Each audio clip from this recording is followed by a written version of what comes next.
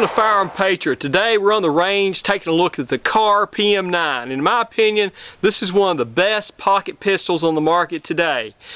Just got through shooting the steel out there at about 30 feet, so it's not very far, but the Kahr is very easy to shoot. It's a very light gun, just a little bit under 17 ounces with an empty magazine inside. It's about 4 inches tall.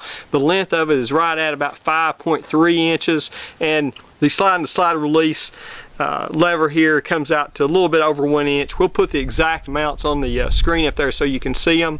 But just a very, very impressive gun. It's been very reliable for us, and so we're going to go ahead and we'll shoot a little bit more, kind of do what we normally do with a pocket pistol, show you one-handed shooting, two-handed shooting. Maybe we'll even shoot this thing out a little bit further, come back, break it down for you, show you what the internals look like, do a little bit of comparison to the CM9, which is the cheaper version of the PM9, and just tell you really what we found out about the gun and why I'm very impressed with it.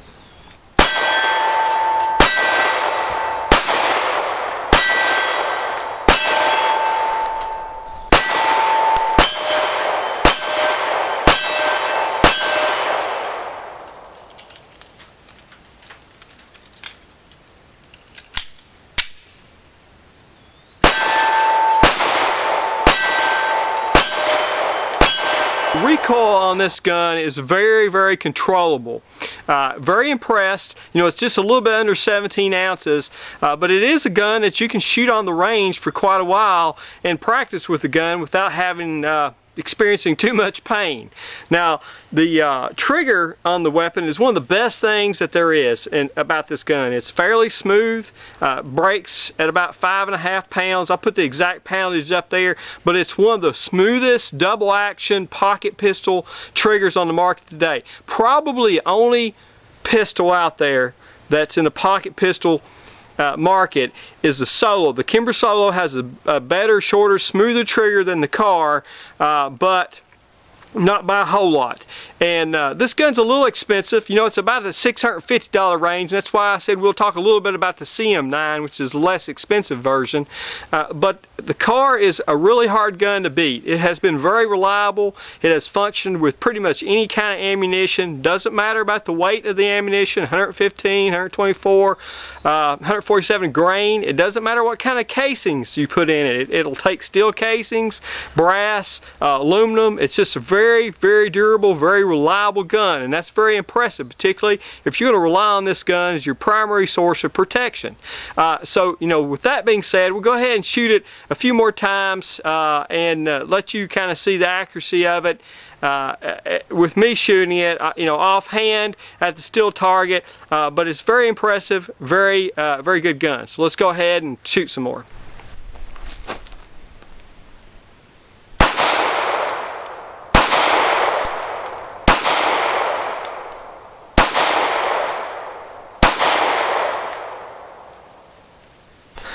Okay, so let's go ahead and take a little closer look at the Kahr. Again, it's a very impressive gun. This particular one is the PM9, and really the differences between the PM9 and the CM9 is really just cost issues. This particular gun, as you can see here on the side, has PM9 Kahr on the side of it. That's etched in, where the CM9 has a roll mark on it, so it's a little less expensive than what the PM9 is to do that. Also, the frame is exactly the same, the trigger's the same, the barrel's different. In the CM9 you have conventional rifling.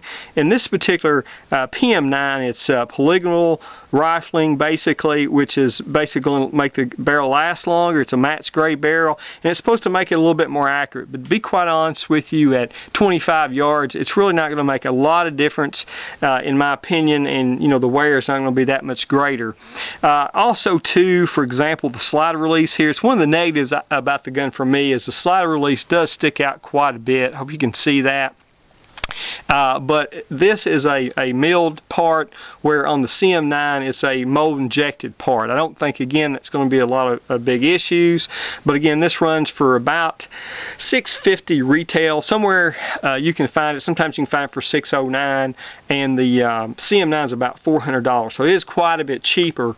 The difference is too, is that this comes with 2 magazines. It comes with a 6-round magazine as well as a 7-round magazine. That's the 7-round magazine. They are stainless steel magazines, got a plastic follower on them, and they do have witness holes, but there's no numbers on there. One of the things I don't like about the extended magazine when you put it in, as you can see, it kind of hangs down. It doesn't match up with the gun. I kind of like for my magazines to match up and be uniform.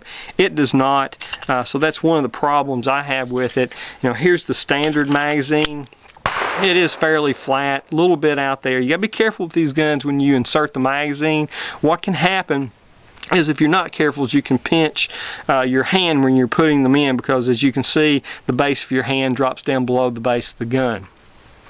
You have a magazine release button on the left hand side. There is not one on the right hand side. This is not set up for a left hand shooter, and there's no way that that's reversible either. Another difference between the Kahr PM9 and the CM9 are the sights. Now the sight in the back is a bar sight with the sight in the front being a dot. Now these are dovetail sights. The sight in the front on the CM9 is a pin sight. So that's going to be harder to replace. I'm not sure that you can even do that. But again, you're looking at a significant difference in the cost here.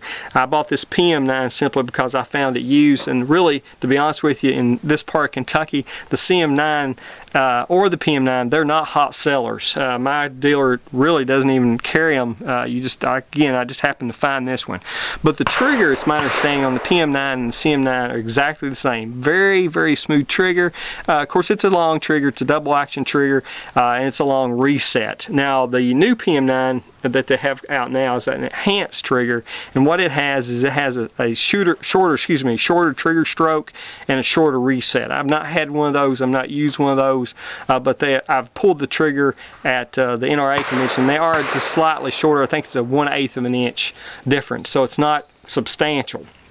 But the gun's very well built. Again, it's a stainless steel slide, very light. The actual weight on the gun empty comes in at 16.6 ounces, so not even really quite 17 ounces, and it's a very small gun. It's very concealable. Again, probably the worst thing about it is the slide stop, and it's not a huge problem for me.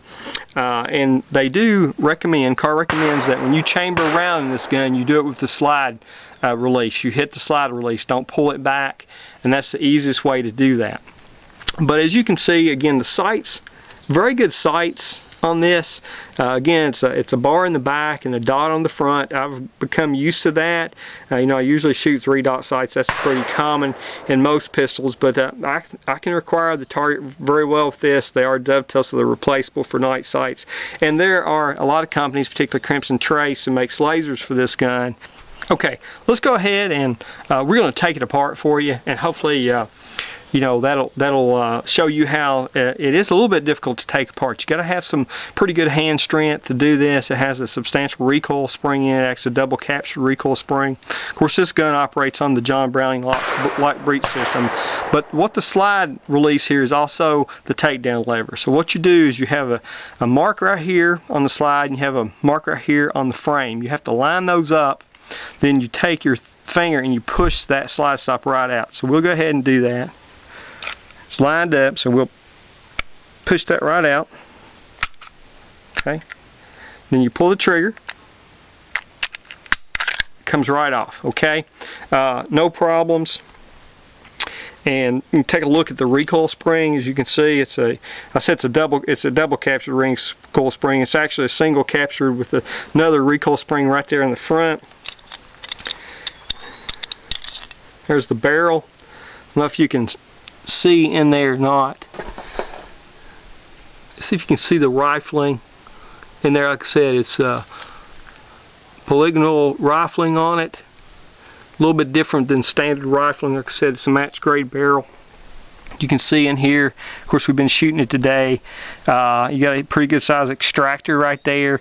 Right here's your internal firing pin safety block right there, and that's depressed when we actually pull the trigger on that. So assembly, very easy. Again, we're going to put the barrel in first. You do kind of have to turn the barrel to get it in. As you can see, it's kind of offset, lug here's a little offset, and that's a patent design from Kahr right there. They say that's one of the reasons that they can get such a slide so close to the frame, so you have a very low barrel axis, and that really helps on the recoil of this gun. Put that slide back in. You gotta make sure that's right. Goes right down there just like that. Okay. Go ahead, put that back, and what we're gonna do is we're gonna go ahead and take our spring, slide it right in there, and then we'll take that, line it up again with that mark, and there you go. Okay, and test fire it, and we're good to go. Okay, and so, you know, very, very impressed with the Kahr pistols. You know, I have been carrying this a lot. It's a pleasure to carry. Not much of a problem as far as weight or size. And we'll give you a little bit of size category with it. Let's go ahead and zoom out a little bit. So okay, so what we have here is 3 pocket pistols. We have the Kahr PM9. We have the Tor Slim, and as you can see, the Tor Slim is quite a bit larger than the PM9. It's quite a bit longer. It's about right at 6 inches, and it's about 4.5 inches tall.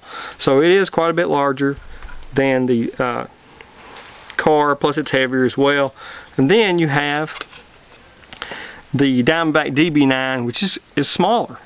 It's a little bit longer in length, but it is thinner, as you can see, substantially thinner, and it is not as tall. So this kind of gives you an idea of where the Kahr fits. It's really in between the Tor Slim and the Diamondback DB9.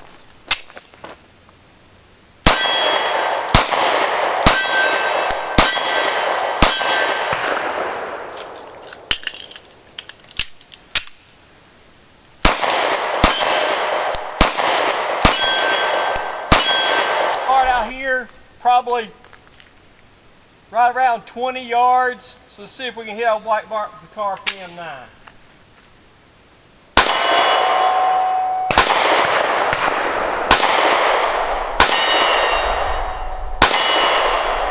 Okay folks, there you have it, the Kahr PM9. In my opinion, one of the best concealed carry weapons on the market. It's light, it's small, it's very shootable, and just a very, very reliable gun, and those are the things that rank really high as far as any concealed carry gun that I want to put in my pocket. And it really is a pleasure to carry, it's a pleasure to shoot, excellent sights, and just very, very concealable and very, very reliable. Highly recommend the Kahr PM9. And with that being said, this is Firearm Patriot. Till next time, God bless America.